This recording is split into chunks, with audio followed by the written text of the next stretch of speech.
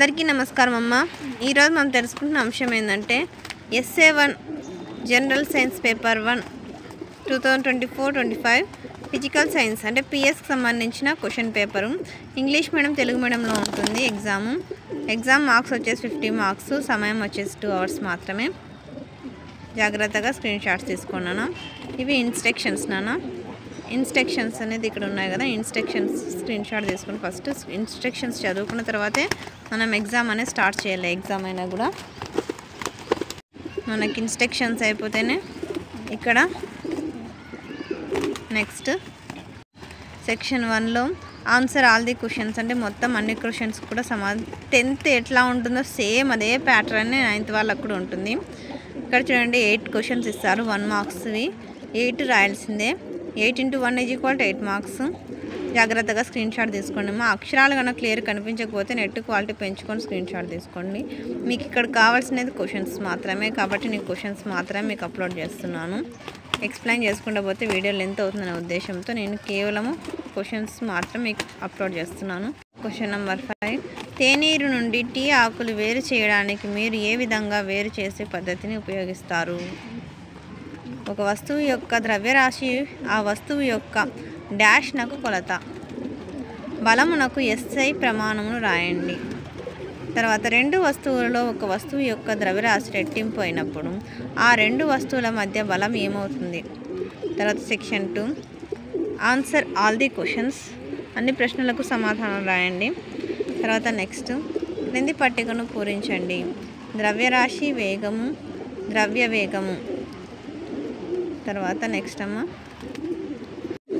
మీకు ఒక రంగు లేని ద్రవమును ఇస్తే అది శుద్ధమైన నీరు అని ఎలా నిర్ధారిస్తారు?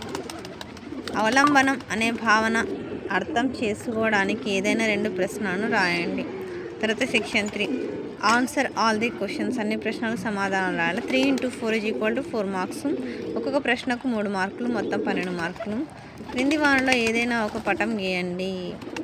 ఆప్షన్స్ ఇచ్చినారు 12లో ఏదో ఒకటి మాత్రం గీయాలి. తర్వాత నెక్స్ట్ A, B మరియు C అనే 3 వస్తువుల యొక్క దూరం కాలం గ్రాఫ్ ఇవ్వబడింది. గ్రాఫ్ను పరిశీలించి ఇచ్చిన ప్రశ్నలకు సమాధానాలు రాయండి. ఈ గ్రాఫ్ స్క్రీన్ షాట్ తీసుకుంటే మీకు అర్థమవుతుందా? జూమ్ చేస్తాను. ఇప్పుడు ఇది క్లియర్గా స్క్రీన్ షాట్ తీసుకోండి, ఓకేనా? తర్వాత నెక్స్ట్ దీనికి సంబంధించిన క్వశ్చన్స్ కింద ఇచ్చినాడు చూడు. ఈ మూడింటిలో ఏది వేగంగా ప్రయాణిస్తుంది? ఈ 3 ఎప్పుడైనా ఆ రోడ్డు పైన ఒకే బిందువు వద్ద ఉంటాయా? జాగ్రత్తగా స్క్రీన్ షాట్ తీసుకోండి. మళ్ళీ నేను ఎక్స్ప్లెయిన్ చేసుకుంటూ పోతే తెలుగులో చెప్తే ఇంగ్లీష్ మీడియం వాళ్ళు ఉంటారు, ఇంగ్లీష్లో మీడియం వాళ్ళు ఉంటారు కదా, అందుకే ఇబ్బంది లేకుండా మీకు ఏం అవసరమో అది మీరు స్క్రీన్ షాట్ తీసుకోండి. తర్వాత సెక్షన్ 4లో కూడా అంతే. 3 × 8 = 24 మార్క్స్. అంటే ఇక్కడ 3 క్వశ్చన్స్ ఇస్తారు, చాయిస్ ఇస్తారు 15, 16, 17 అని, A or B అని ఇస్తారు.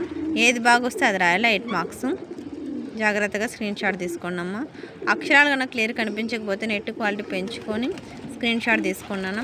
ఇంకా మన ఛానల్ సబ్స్క్రైబ్ చేసుకున్న వాళ్ళు ఎవరంటే దయచేసి సబ్స్క్రైబ్ చేసుకొని లైక్ చేసి షేర్ చేసి మీ ఫ్రెండ్స్కి రిలేటివ్స్ అందరూ సబ్స్క్రైబ్ చేసుకోమని చెప్పండి. నా ఛానల్ని సబ్స్క్రైబ్ చేసుకొని ప్రత్యక్షంగా పరోక్షంగా సపోర్ట్ చేస్తున్న వాళ్ళందరికీ పేరు పేరున ప్రత్యేకమైన హృదయపూర్వక ధన్యవాదములమ్మ. అందరికీ ధన్యవాదాలు. దయచేసి వీడియోని మాత్రం స్కిప్ చేయదున్నాను. ధన్యవాదాలు.